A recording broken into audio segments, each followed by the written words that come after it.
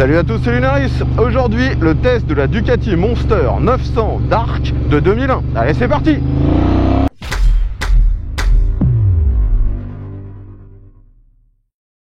Les amis, j'ai une fois de plus la chance d'avoir un abonné qui a fait pas mal de route pour me mettre cette machine à disposition.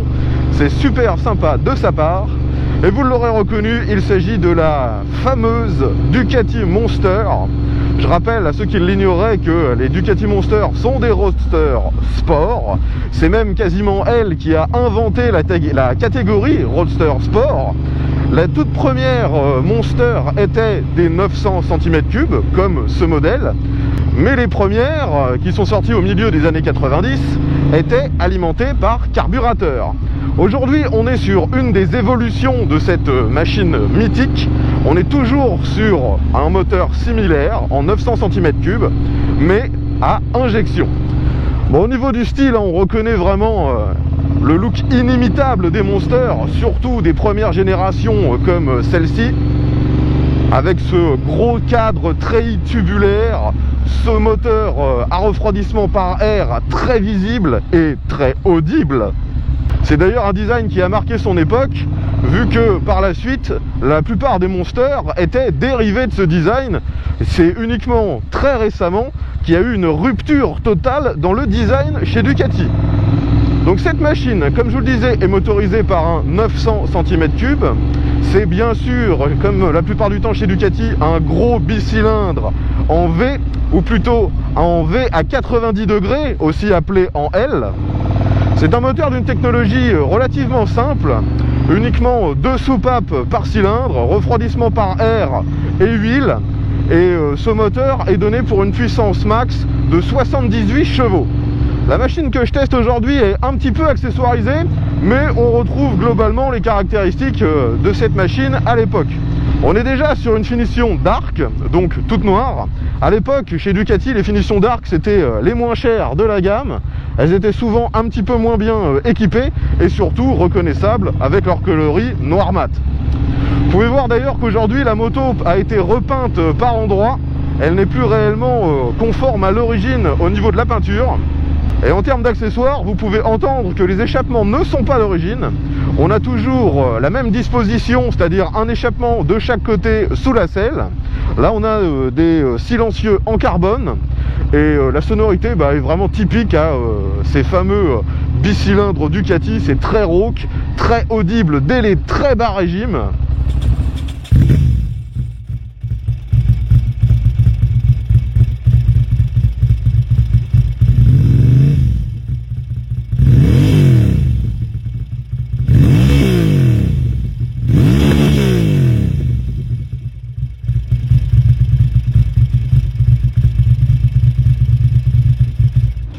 La position est une fois de plus très similaire aux autres Monsters.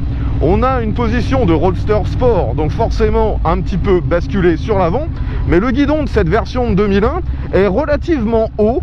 On n'est pas non plus couché sur le réservoir, et d'ailleurs ce réservoir n'est pas trop large, il est bien échancré au niveau des genoux et des cuisses, donc on peut réellement le serrer et faire corps avec la machine. La position est facile à appréhender et la selle n'est pas trop haute. Moi, vous le savez, si vous suivez mes vidéos régulièrement, je mesure 1m70 et vous voyez quand je m'arrête comme ici, j'ai les deux pieds qui touchent assez bien le sol, mais c'est vrai que je n'ai pas les deux talons qui touchent par terre. Dès les premiers tours de roue, c'est vraiment super facile à prendre en main et on a tout de suite une sensation de rigidité. La machine, c'est un bloc. On a vraiment cette sensation d'être sur un roadster sport, donc une machine dérivée d'une conception sportive. D'ailleurs, quand on regarde dans le détail, il y a beaucoup de pièces qui sont assez similaires, voire identiques aux autres machines de chez Ducati à l'époque, comme par exemple les jantes, qui sont des jantes à 3 bâtons, siglées Brembo, très similaires à ce qu'on avait sur les sportifs de l'époque chez Ducat, et même le cadre est assez similaire à ce qu'on avait sur les sportives de la même époque. Aujourd'hui, en accessoire, vous pouvez voir que les deux rétros ont été remplacés par des modèles en bout de guidon. Ils sont d'ailleurs ridiculement petits et je vois que très mal ce qui se passe derrière moi. C'est en plus difficile de lire ce qui est affiché sur les miroirs à cause des vibrations. Heureusement, la position est quand même assez droite et si nécessaire je peux me retourner afin de visualiser directement ce qu'il y a derrière moi, et ça sans lâcher le guidon.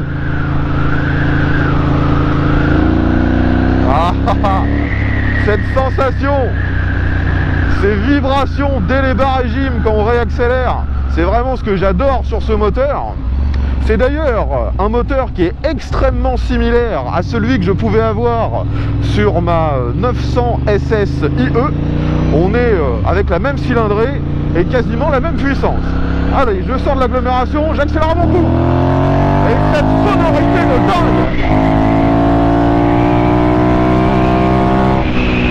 Wouhou! Eh ben les amis, même si cette machine a 20 ans, j'en veux une. Au niveau des sensations, il n'y a rien actuellement qui vous donnerait un ressenti de ce type. C'est clairement pas la machine la plus performante, mais en termes de sensations, il n'y a rien actuellement qui vous donnerait la même chose. Bon, je prends le même trajet qu'habituellement, donc vous reconnaissez ce petit virage que je prends bien sûr à basse vitesse. Là je suis à 20 km/h et la machine est assez facile, hein. Les Ducati déjà à l'époque étaient réputées pour être plus légères que leurs concurrentes. Cette moto est donnée pour un poids tout plein fait aux alentours des 200 kg, ce qui est vraiment pas mal pour une 900. Donc les amis, vous reconnaissez forcément la route que j'utilise à chaque fois afin de tester l'accélération. On va bien sûr faire la même chose avec cette machine. Je rappelle qu'on est donc sur une moto qui pèse 200 kg. Elle est motorisée par un bicylindre en L qui développe 80 chevaux, ou plus exactement 78. Et il n'y a bien sûr aucune aide électronique, il n'y a pas d'ABS, il y a globalement rien. La seule partie électronique sur cette machine, c'est l'injection. Allez, on est parti pour tester l'accélération. Let's go! Oh, cette sonorité!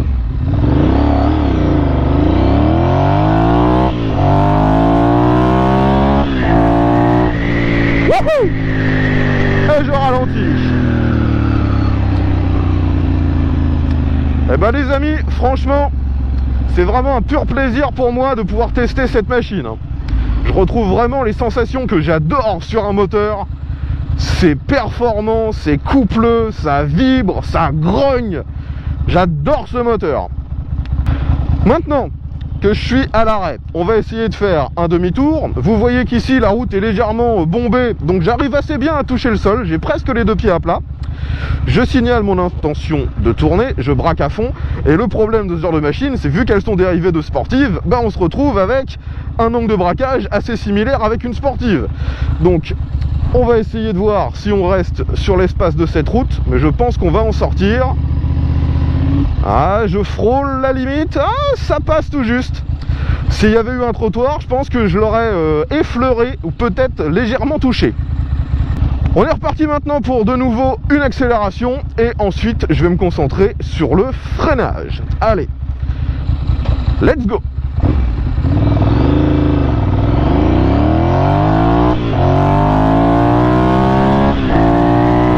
Et maintenant je ralentis, frein arrière ça freine un petit peu, et le frein avant, le frein avant c'est une tuerie. Ça fait très longtemps que Ducati travaille en collaboration avec Brembo, et déjà il y a 20 ans le freinage était surpuissant. À l'avant on a un double disque et les commandes c'est du Brembo également, réglable en écartement. La sensation est juste parfaite. Franchement, une fois de plus pour une machine qui a 20 ans, c'est vraiment le top du top. Au niveau des commandes d'ailleurs, je vous disais que c'est du Brembo. Et vous avez aussi le levier d'embrayage qui est réglable en écartement, mais c'est un embrayage hydraulique, comme ça se faisait souvent chez Ducati. Et comme souvent sur ces machines, l'embrayage est très raide, il est assez dur. Il y a beaucoup de gens qui remplaçaient le récepteur d'embrayage pour que ce soit plus cool. Aujourd'hui, on voit qu'il est encore d'origine. Allez, un petit rond-point. La machine se penche vraiment super facilement. Sur cette moto, on a des pneus d'une taille assez standard. À l'avant c'est du 120, à l'arrière c'est du 170. C'est une taille qui ne se fait plus vraiment actuellement sur les machines récentes, mais c'était souvent cette taille là à l'époque chez Ducati. Allez, je redonne un beau coup de gaz. À tous les régimes ça reprend, c'est vraiment du bonheur. Et cette sonorité, je pourrais écouter ça toute la journée. Maintenant, parlons un petit peu des commodos. Donc on retrouve des commodos assez classiques. On peut voir d'ailleurs que certains plastiques n'ont pas très bien vieilli. Tout ce qui est rouge est devenu un peu rose.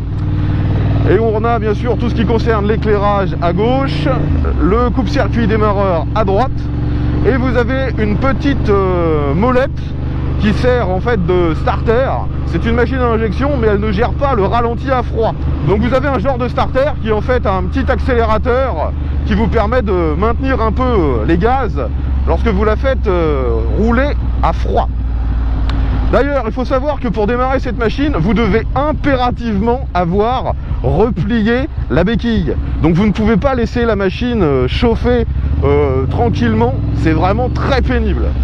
Le compteur sur cette machine est extrêmement simple.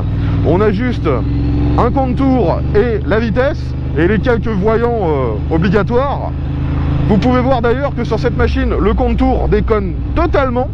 Et il faut savoir que cette version à injection était la première Monster 900 à disposer d'un compte-tours. Les versions précédentes n'avaient qu'un indicateur de vitesse. Allez, je refreine de l'arrière. Bah finalement le frein arrière freine plutôt bien, mais la sensibilité de celui-ci est pas terrible. Il faut vraiment appuyer fort pour que ça devienne efficace. Et on entend ce fameux clac clac clac clac clac clac clac clac. Et vous l'entendez, c'est l'embrayage. On est encore sur une Ducati à l'ancienne, donc on a un embrayage à sec. Sur cette moto, c'est pas visible parce qu'on a encore le couvre-embrayage d'origine. Mais il est vrai que beaucoup de possesseurs de ces machines remplacent par un couvre-embrayage ajouré qui laisse le mécanisme visible et c'est très joli. Bon, comme le plus souvent, ces moteurs ne sont que très peu souples. Là, vous voyez, je suis à peine à 45 en troisième et déjà je suis au seuil de souplesse. Je sais pas exactement à combien de tours je suis parce que le compte-tours déconne, mais on sent déjà que le moteur il vibre beaucoup. Faut vraiment maintenir cette machine dans les tours. C'est une contrainte sur ce genre d'architecture moteur. Mais quand vous respectez cette nécessité, le moteur est juste super jouissif à tous les régimes. En fait, en termes de sensation moteur, je dirais que la moto que j'ai testée récemment la plus proche, ça va être la 1290 Super Duke.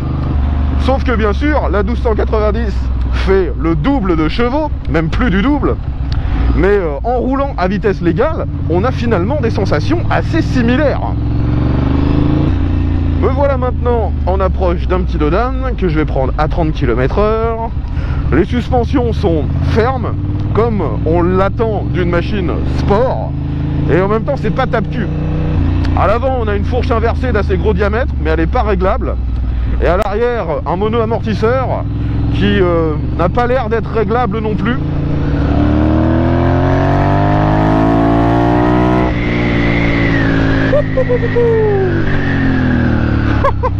Ah, ce frein m'étonnera toujours. C'est une tuerie. Allez, me voilà maintenant dans une succession de virages. Voyons comment ça se comporte. Après, je me doute que comme les autres, c'est un véritable jouet.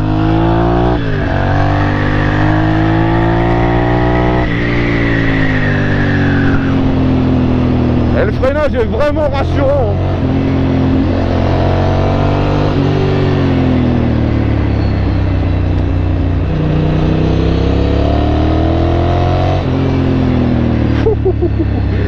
Après, faut pas non plus que j'abuse, faut pas oublier que j'ai pas l'ABS et que la route est un peu humide.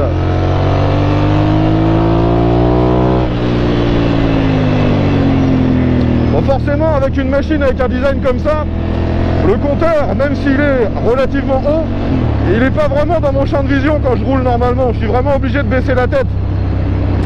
Heureusement, les aiguilles sont rouges et donc j'arrive à lire ma vitesse assez rapidement quand je baisse les yeux.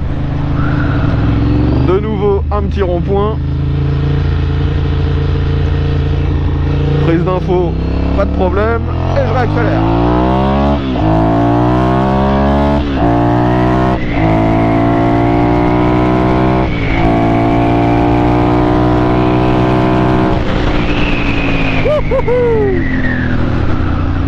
Ah, quand je vous le dis les amis qu'il n'y a pas besoin d'une machine neuve à une fortune avec 200 chevaux pour s'amuser. Là, une petite Monster 900 de 20 ans et je m'amuse autant qu'avec une Street Fighter.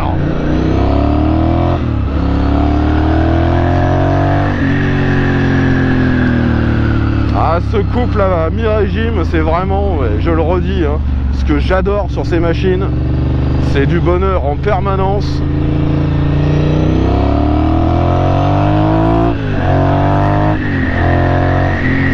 Et malheureusement, à l'heure actuelle, même si vous achetez une Ducati récente, eh bien vous ne retrouverez pas ce comportement. Il n'y a plus vraiment de moteur qui distille ce couple, ces vibrations à mi-régime. Maintenant, c'est beaucoup plus performant, ça monte dans les tours, mais c'est moins jouissif à allure légale, dirons-nous.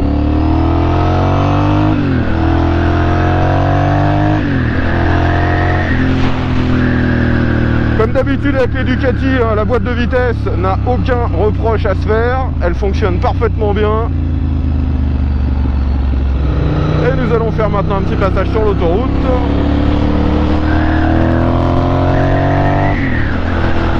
Bon, vous l'aurez vu, il n'y a absolument aucune difficulté pour s'insérer. Et une caractéristique assez surprenante, là je suis à 110 et j'ai presque pas d'air qui arrive sur mon casque. Alors que vous le voyez bien, il n'y a aucune protection. Je vais maintenant faire un test de relance, je suis à 110 en 6ème, j'accélère. Et ça repart, j'ai même pas le temps de lire la vitesse. Finalement, la position n'est vraiment pas extrême, et même sur l'autoroute, on peut rouler comme ça pendant très longtemps. On a une position bien plus agréable et compatible avec l'autoroute que ce que je pouvais avoir avec ma 900 SS qui partageait la même motorisation. Allez, sortons de l'autoroute.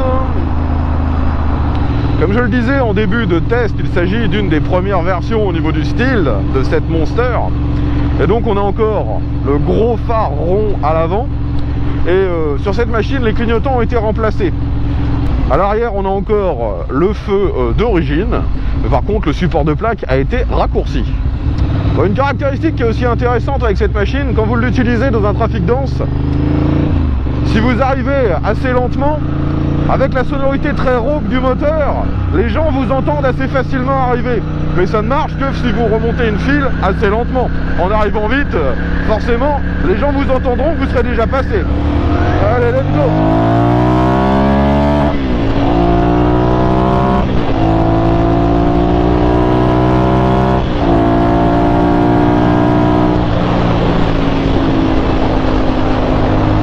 Même en termes de vitesse de pointe, hein, ça marche vraiment super bien. Par contre, il faut être très attentif à la zone où se trouve le rupteur, parce que quand vous le bouffez, ça vous coupe complètement les pattes. Vous êtes d'un seul coup avec du frein moteur, et si vous n'êtes pas bien en appui sur la moto, vous pourriez perdre le contrôle. C'est vraiment dangereux sur ces gros bicylindres. Il faut juste l'avoir en tête et éviter les régimes maxi. De toute façon, sur la fiche technique, la puissance max est donnée un peu avant 7000 tours. Donc il n'y a pas vraiment besoin d'aller au-delà. Maintenant qu'on a vu ses capacités sur route, parlons un petit peu des autres aspects de la machine. Tout d'abord au niveau des rangements. Alors c'est une surprise pour moi, mais il y a très peu, voire pas du tout de rangement. Quand vous enlevez la selle, en dessous il n'y a pas d'emplacement. Vous avez juste un tout petit rangement qui est dans un compartiment qui est directement dans la selle et non pas dans le châssis, sous la selle. Mais franchement, on n'y mettra pas grand chose, c'est vraiment très petit. Si nécessaire, vous pouvez bien sûr rouler avec un passager sur cette machine. La selle passager est suffisamment large, vous avez même des poignées pour que la personne puisse se tenir. Et les repose-pieds ne sont pas non plus trop hauts, mais ça reste une position sport, hein. Je pense pas que ce soit adapté à de très longs trajets à deux. En termes de consommation, une fois de plus, ça a été une surprise, car le propriétaire m'annonce une conso moyenne à 5 litres au 100, ce qui est vraiment peu. Moi, de mémoire, avec ma 900 SS, j'étais plutôt à 6 litres 5, 7 litres. Donc si vous possédez cette machine ou si vous l'avez possédée, n'hésitez pas à nous donner dans les commentaires quelle consommation vous aviez sur ce modèle. Ce sera intéressant d'avoir différents points de vue. Maintenant, cette machine, elle a 20 ans. elle est considérée comme une Youngtimer et d'occasion, elle n'est pas encore trop chère. Sa valeur n'a pas encore, à mon avis, été soumise à la spéculation. Vous pouvez tomber sur un modèle en bon état, comme j'ai aujourd'hui, pour environ 4000 €. Et clairement, quand on voit le bonheur que c'est à conduire, les performances et l'équipement qu'il y a dessus, 4000 € c'est vraiment pas cher en fait. Vous ne pourrez rien acheter d'autre qui aurait ce comportement-là pour ce prix-là. Après malheureusement, hein, Ducati, tout n'est pas parfait, hein, je vais taire un peu mon côté fan. Il faut l'avouer, ces machines vieillissent relativement mal. Tout d'abord au niveau de la peinture, elle a déjà été repeinte cette moto et elle mériterait clairement de l'être une nouvelle fois parce que ça a été mal fait. Mais si elle a été repeinte, c'est parce que la peinture d'origine n'était clairement pas terrible, aussi bien au niveau du moteur que sur le reste de la moto. Donc ça vieillit assez mal. Vous avez certains plastiques qui deviennent cassants, comme par exemple les plastiques transparents des compteurs, vous voyez, qui sont un peu fissurés. Et bien sûr, cette motorisation nécessite un entretien assez fréquent. On a de toute façon le remplacement des courroies de distribution au moins une fois tous les 2 ans. Et ensuite, de mémoire, c'est une révision tous les 7000 km. Donc c'est relativement coûteux à l'usage et à l'entretien, mais c'est tellement du bonheur qu'elle le mérite bien. Je tiens néanmoins à préciser que cette motorisation, lorsqu'elle est bien entretenue, est vraiment fiable. Enfin voilà les amis, je pense avoir fait le tour des caractéristiques de cette Monster 900 à injection de 2001. Si vous avez des questions, n'hésitez pas à mettre ça dans les commentaires. Je le redis, si vous avez possédé cette machine, dites-nous quels problèmes vous avez pu rencontrer, quels accessoires vous avez trouvé indispensables sur cette machine, et globalement ce que vous pensez de cette machine. Ce sera intéressant d'avoir votre retour d'expérience 20 ans après la commercialisation de ce modèle. Je m'en vais maintenant rendre ce petit bolide, ce monstre, à son propriétaire. Je le remercie encore d'être venu jusqu'ici pour me la prêter, et je reprécise que l'ensemble des tests sur ma chaîne sont toujours faits en collaboration avec mes abonnés. Donc si comme lui, vous disposez d'un véhicule que vous aimeriez me voir tester en vidéo, eh bien n'hésitez pas, contactez-moi, tous les moyens de le faire sont dans la description. Je rappelle que mon site de test se trouve en Normandie, dans la région de Rouen. Merci à ceux qui me prêtent des machines, ça fait vivre la chaîne. J'espère que vous avez apprécié ce test. Si c'est le cas, pensez à mettre un petit pouce vers le haut, partagez la vidéo sur les réseaux sociaux, abonnez-vous si ce n'est pas encore le cas, et bien sûr, on se retrouve très bientôt pour un nouveau test. Et à tous!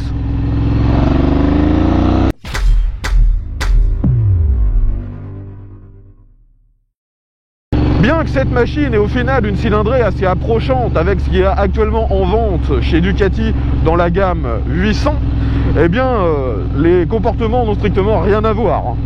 Si vous avez l'occasion de tester ces anciennes machines, elles sont largement mieux que la gamme 800 à refroidissement à air qui est distribuée actuellement.